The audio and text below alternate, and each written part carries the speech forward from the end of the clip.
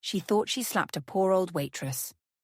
But the woman she humiliated raised her groom. One moment of pride, one slap of shame. Now the whole world knows who truly had class. But before we continue, if you haven't subscribed yet, do so to stay up to date with the most shocking and real stories happening around you. The wedding halls shimmered beneath chandeliers that looked like falling stars. Guests whispered in admiration as Sabrina Collins, the bride everyone in Seattle had been talking about, stepped into the aisle. Her white gown glistened like frost under morning light, every bead catching a reflection of perfection. Cameras flashed, reporters smiled. Everything was flawless, until one moment shattered it all. A quiet gasp rose from the back of the room. Near the buffet table, an elderly woman in a simple black service dress carried a silver tray of champagne glasses. Her hands trembled slightly under the weight. She had been helping the staff since morning, making sure everything ran smoothly for her son's big day. When one heel caught the corner of the carpet, the tray tilted and golden liquid splashed across Sabrina's gown. For a heartbeat, time stopped. Then came the sound that silenced the music. Sabrina's hand flew across the old woman's face. A sharp slap echoed through the cathedral. The choir froze mid-note. The guests turned, eyes wide, mouths open. Crystal glasses shattered as they hit the marble floor, rolling away like fragments of someone's heart. "You ruined my dress!" Sabrina shouted, voice slicing the air. "Do you have any idea how expensive this is? Get out before I have security drag you out." The elderly woman blinked, stunned. Her wrinkled hand rose to her cheek, where the red mark bloomed. She bent down, trembling, to gather the broken glass, her lips quivering as she whispered, "I'm sorry, Mum, I only wanted to help." Nobody moved. Nobody dared to breathe. And then, from the grand doors of the church, footsteps echoed Aaron Fields. The groom entered in his white tuxedo, smiling, unaware that the moment he walked in would change everything he believed about love, pride, and family. When he saw his mother kneeling on the marble floor, her hands shaking, and the bride towering over her with fury in her eyes, the smile on his face died instantly. Sabrina turned, startled by the sudden silence that swept the room. Her fingers still trembled from the slap. She tried to compose herself, forcing a brittle smile as if nothing had happened. Aaron's gaze locked on the red print on his mother's cheek. He didn't move for a full 10 seconds. His jaw tightened, the blood drained from his face, and in that frozen moment, every secret pride, every polished smile, every illusion of perfection crumbled. The wedding guests whispered, confused, afraid to look either at the bride or the man she had just humiliated, without even realizing it, because the woman Sabrina had just struck wasn't a servant. She was Aaron Fields' mother. Nora Fields, the woman who had raised him from nothing, who had given up everything so that this day could exist. And before the music could return, the silence broke again.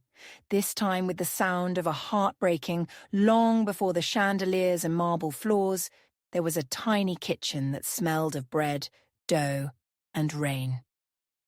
Nora Fields lived in a weathered wooden house on the edge of Spokane, a quiet town where dreams were small, but hearts were large. Her husband had passed when their son, Aaron, was only 5. From that day, she became both mother and father, waking before sunrise to knead dough and sew clothes for neighbors, just to keep the lights on. Life never gave Nora much, but she learned to create beauty out of scarcity. She patched torn coats for children, made pies for Sunday markets, and turned scraps of fabric into dresses that seemed to hold hope in every stitch. At night, when her hands ached and her eyes blurred from exhaustion, she still whispered to herself, "If my son grows up kind, then it's all worth it." Aaron was a quiet boy, sharp-eyed and endlessly curious. He often sat by the window watching his mother work, asking questions about everything. "Mom, do you ever get tired?" he once asked as she rubbed flour from her arms. Nora smiled and kissed the top of his head.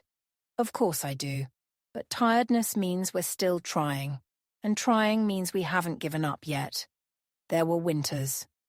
Where? And the cold crept through every crack in the wall, and Nora sold her own coat to buy medicine. When Aaron got sick, sometimes dinner was just bread and water, but she always made it feel like a feast. Close your eyes, she'd say, and imagine it's the best meal in the world. Aaron would laugh and play along because he didn't want her to feel ashamed. One summer he came home waving a letter in his hand, an acceptance from a state university in Seattle. Nora couldn't read the words clearly through her tears. That night she opened a small wooden box under her bed and took out her wedding ring. The last thing her husband had left her. She sold it quietly the next morning to pay for her son's bus ticket and a second-hand laptop. When Aaron found out, he was angry at first. "Mom, you shouldn't have sold that." Nora only smiled. "A ring is just metal, my son. But your future, that's something no one can buy for me." He promised her that day, "I'll make you proud, Mom. One day, I'll buy you a home with windows that never leak." And she believed him not because of the promise, but because of the way he said it. There was fire in his voice, the kind she'd only ever seen in people who had nothing to lose, except their faith. Years passed. Nora's back bent, her hands became rough and thin, but her spirit never changed. Every dollar she earned went toward Aaron's tuition. Every prayer she whispered at night carried his name. The neighbors pitied her sometimes. "Why work yourself to death?" they asked. She would simply reply, "Because if I stop, my son might think it's okay to give up too." The day Aaron boarded the bus to Seattle, she ran alongside it until the dust swallowed him. When it disappeared, she stood still on the road, arms wrapped around herself, as if holding her own heart together. That was the last time she saw the old wooden house. The roof leaked, the oven broke. But she didn't care, her world had just boarded that bus. And as the city lights of Seattle grew closer for Aaron, so did the vow he carried silently in his chest. "If I ever make it, Mum will never struggle again." Seattle was nothing like Spokane. It was louder, faster, brighter, a place where dreams either soared or shattered. For Aaron Fields, it was both terrifying and thrilling. He worked part-time at a cafe, studied engineering by day, and coded late into the night, on an old laptop that often overheated. But every time exhaustion crept in, he thought of his mother, her tired hands, her quiet smile, her faith that never wavered. During his final year of college, Aaron joined a research program focused on using technology to assist senior citizens. It reminded him of Nora, who sometimes forgot small things, where she put her glasses or the key to the shop. The idea stayed with him. What if there was a way to help people like my mom, stay independent but never feel alone? That thought became the seed of his future. After graduation, Aaron founded a small startup from his dorm room, building an app that helped elderly users track medication, navigate neighborhoods, and send quick alerts to loved ones. Investors laughed at first, calling it too sentimental, but Aaron didn't care. He wasn't building it for them. He was building it for her. Months turned into years. The app began spreading quietly across senior communities. Then, one day, a local news outlet featured his story, the son who built tech for his mother. Overnight downloads exploded. Partnerships followed by the time he was 30. Aaron Fields was one of the youngest CEOs in Seattle's tech scene. But instead of celebrating, he booked a ticket home. When Nora opened the door that evening, she almost didn't recognize the tall man in the suit. "Aaron," she whispered. He smiled, holding out a bouquet of lilies, the kind she used to grow behind their old house. "I told you I'd buy you a home with windows that never leak." He moved her to Seattle soon after, into a cozy modern house, with a garden filled with her favorite daisies. To everyone else, Aaron was a visionary entrepreneur. To Nora, he was still the boy who ate burnt bee, read, and called it dinner.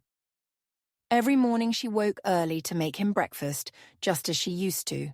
The housekeepers often tried to help, but Aaron always said the same thing: let her do what she loves. That's her way of staying alive. In the evenings, they'd sit on the porch watching, the city lights shimmer like fireflies.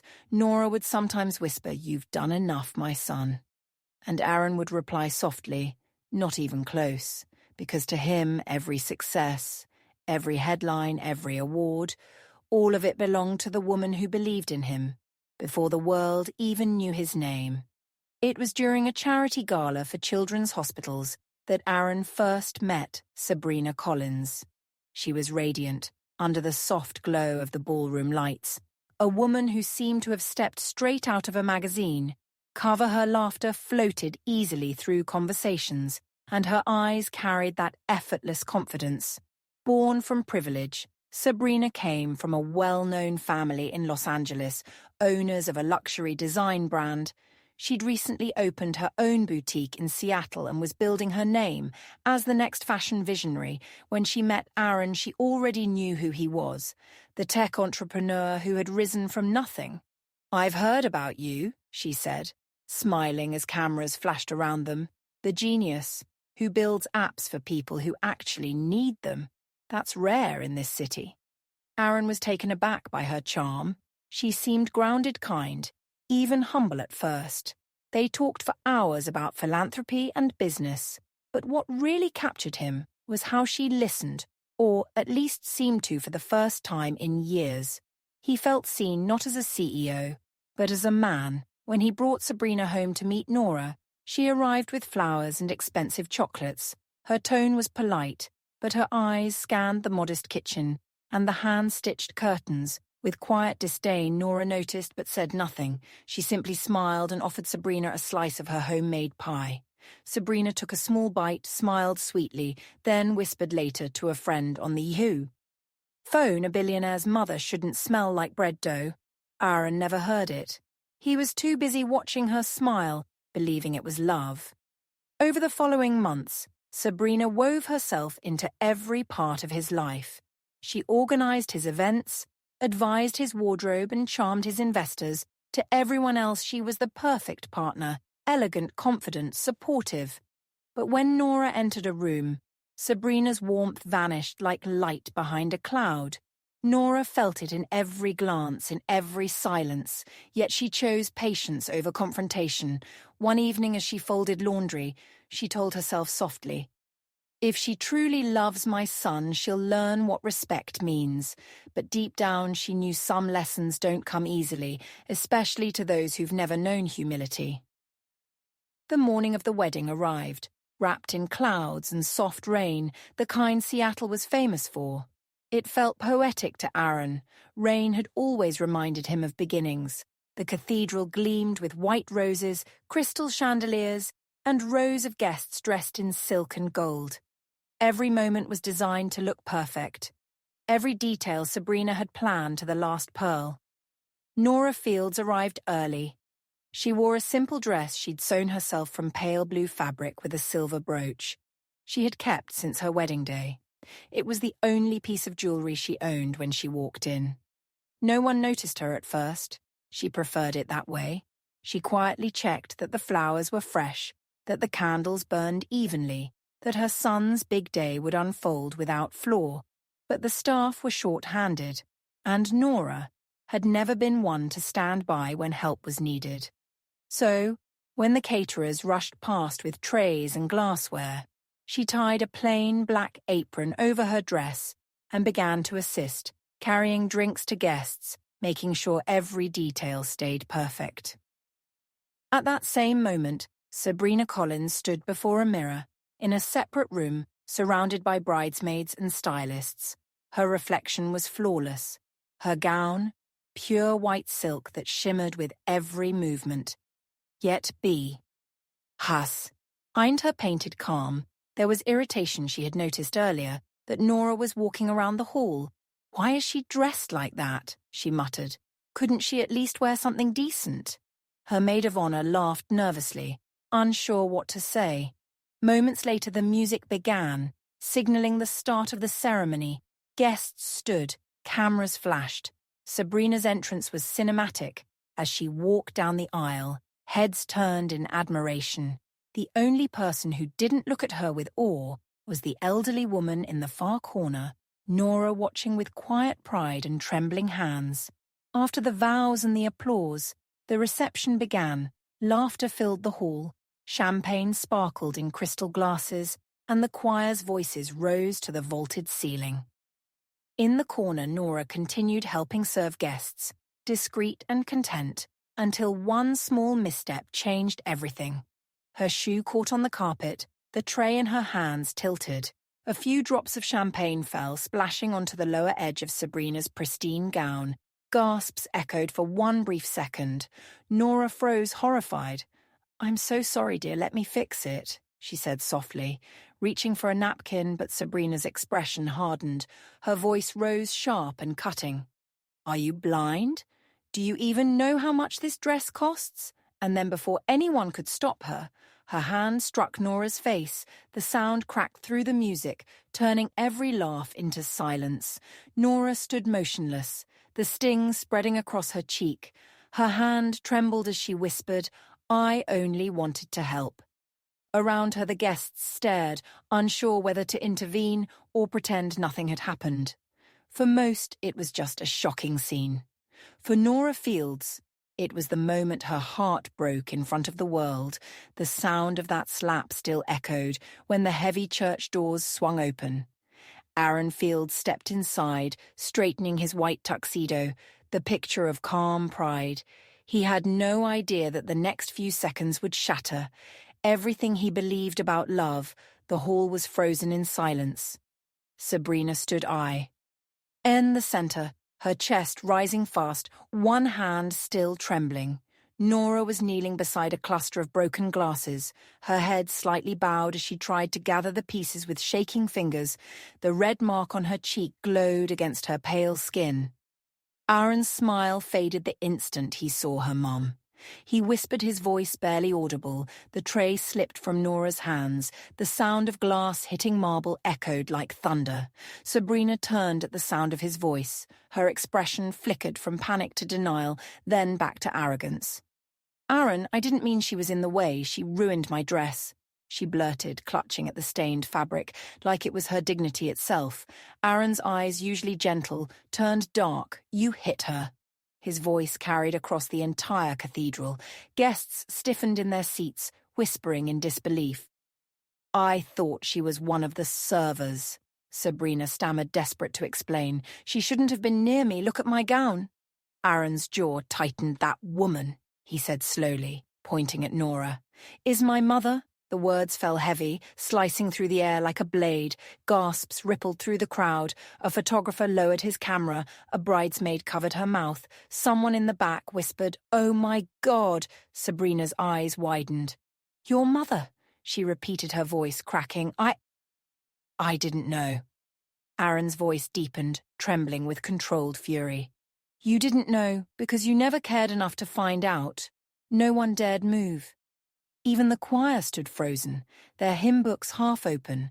Aaron walked to his mother and knelt beside her gently, lifting her trembling hands away from the broken glass. "Mom, are you hurt?" he asked softly. Nora shook her head, forcing a small smile that broke his heart even more. "It's all right, son, let's not make a scene." But the scene had already been made. The world had just witnessed a bride slap her future mother-in-law, and the groom standing at the altar could no longer recognize the woman he was about to marry. By nightfall, the story had already escaped. The wally LS of the cathedral. A guest's video of the slap hit social media, and within hours it spread like wildfire. Bride slaps elderly woman at her own wedding. The headline read by morning. Every news outlet in Seattle carried the story, with one chilling update. The woman in the video was the groom's mother. Public opinion turned fast. Sabrina's once-envied image as a fashion icon dissolved. Overnight, her brand sponsors withdrew. Magazines cancelled interviews. Comment sections flooded with outrage. "How can someone so beautiful be so cruel?" she hit his mother. "What kind of heartless woman does that?" Sabrina tried to hide from the cameras, but they found her everywhere. Outside her apartment, her store, her family's estate, every lens captured the same picture. A woman once adored, now shattered by her own arrogance. Meanwhile, Aaron refused every interview request. He stayed silent, spending his days with Nora, in their quiet home on the edge of the city. The only sound in that house was the soft ticking of the clock and the rain tapping against the windows. Sometimes he looked at his mother's face, still faintly marked, and anger surged again. But Nora would always stop him with a gentle look. "Don't let hatred grow roots. My son, it will choke the good in you." A week later, Aaron broke his silence. He held a small press conference, standing beside his mother. Cameras flashed as he spoke with steady composure. "Respect for parents isn't an old tradition. It's the foundation of who we are. Wealth and status mean nothing if you forget that." Then he made it official. He was filing charges against Sabrina Collins for public humiliation and elder abuse. His words echoed through the room. No one, no matter how rich or famous, has the right to disgrace another human being. The courtroom filled when the hearing began. Sabrina appeared dressed in grey, her confidence gone. She cried and apologized, but the judge's verdict was clear. She would perform community service at a senior care centre for 1 year and was prohibited from contacting Aaron or his mother when the decision was announced. Nora simply closed her eyes. She felt no victory, only sorrow that things had fallen so far, because in her heart, revenge was never the goal, only respect. Months passed, and life slowly settled into quiet rhythm. Again, the scandal faded from headlines, replaced by newer stories and fleeting distractions. But for Nora Fields, some wounds didn't heal with time. They softened, yet stayed deep. She often sat by the window with her tea, watching the city lights blur against the drizzle, wondering what had become of Sabrina. One chilly afternoon, while visiting a senior care centre to deliver donated blankets, Nora saw a familiar figure at the far end of the hall. A young woman in a grey volunteer uniform was helping an elderly man adjust his wheelchair. The woman's once luxurious hair was tied back in a simple ponytail. Her face was thinner, her eyes quieter. It was Sabrina Collins. For a moment Nora froze. The memory of that slap flashed before her eyes. The sting, the silence, the humiliation. But as she looked closer, she saw something else. Sabrina's hands were steady, her tone gentle when she noticed Nora standing there. She went pale, then slowly walked forward, eyes wet with tears. "Mrs. Fields," her voice trembled. "I didn't think you'd ever want to see me again." Nora didn't answer at first. The air between them felt heavy, with everything unspoken. Sabrina swallowed hard. "I know I can't undo what I did. I don't ask for forgiveness. I just need you to know. I'm sorry, truly." The room was quiet except for the faint hum of a radio, playing an old song in the background. Nora finally stepped closer, her kind eyes soft but firm. She placed a hand on Sabrina's shoulder and said gently, "You did wrong, but wrong can teach us what right truly means. What matters is what you do with the rest of your life." Sabrina broke down, sobbing quietly. "I've lost everything," she whispered. Nora nodded. "Then maybe it's time to build something better. Starting with you." Herself. And as the two women stood there, the past loosened its grip. Forgiveness, small and fragile, began to bloom in the space where pride had once lived. That evening, when Nora returned home, Aaron was on the porch repairing a loose fence hinge. He looked up as she approached the sunset, painting soft gold across her grey hair. "You were out longer than usual," he said, setting the tool aside. "Everything okay?" Nora smiled faintly. "I visited the senior care centre. I saw her there, Sabrina." Aaron's hand froze. "You talked to her, I did," she said softly. "She's not the same woman anymore. Life has humbled her." Aaron leaned back against the railing, his brow furrowing. "I don't know if I could ever forgive her for what she did to you." Nora looked out toward the horizon where the light met the clouds. "Forgiveness isn't for her son. It's for us. If I don't forgive, my heart stays chained to that day. And if I'm still trapped there, then she still owns a piece of me. I won't let anger take that from me too." Aaron was quiet for a long time. The rain had stopped, leaving a clean scent in the air. He finally said, "You've always been stronger than me, Mom." She laughed softly. "No, Aaron. I just learned that strength isn't about holding grudges, it's about knowing when to let go. Inside the small house felt warm. Dinner was simple vegetable soup, bread and 2 cups of tea. They ate in comfortable silence. The world outside buzzed with ambition and noise, but within those 4 walls, peace lingered like a gentle hymn. As the night deepened, Nora sat by the window, watching raindrops slide down the glass. Aaron joined her, resting his hand over hers. "Do you ever wish things had gone differently?" he asked. Nora thought for a moment. No, because pain is a teacher too. That slap hurt my face, but it opened her eyes and reminded the world of something we keep forgetting. "What's that?" he asked quietly. "That money builds houses, but respect builds homes. Success means nothing if gratitude is gone." Aaron nodded, the truth settling in his chest like a quiet fire. "You know I cancelled a wedding that day," he said, half smiling. "But I think it was really a lesson, disguised as heartbreak." Nora reached over and patted his hand. Heartbreaks can be blessings if they make us kinder. Outside, the city shimmered under the streetlights. Somewhere in the distance, the sound of church bells drifted through the mist, soft, steady, forgiving. The camera would have lingered there if this were a film on a mother and son, sitting side by side, 2 silhouettes against a glowing window, the world outside still spinning, but their hearts finally still. And if the story had to leave one message behind, it would be this: a mother's worth cannot be measured by wealth or status. Her wrinkles are the map of every sacrifice that built us. Her silence carries the weight of love. No diamond can match. So if your parents are still alive, don't wait for a special day. Send them a message. Simple words that can heal years of distance. "I love you, Mum," because sometimes the simplest words are the ones they've been waiting their whole life to hear. Thank you for staying with us until the end of this story. Some wounds fade, but the lessons they leave behind never do. Nora and Aaron's story isn't just about humiliation or forgiveness. It's about remembering where we come from and the hands that shaped us. Thank you for watching this video. Share your thoughts in the comments. I truly value every story and every voice. Don't forget to subscribe to Tears and Strength and share this video with your friends.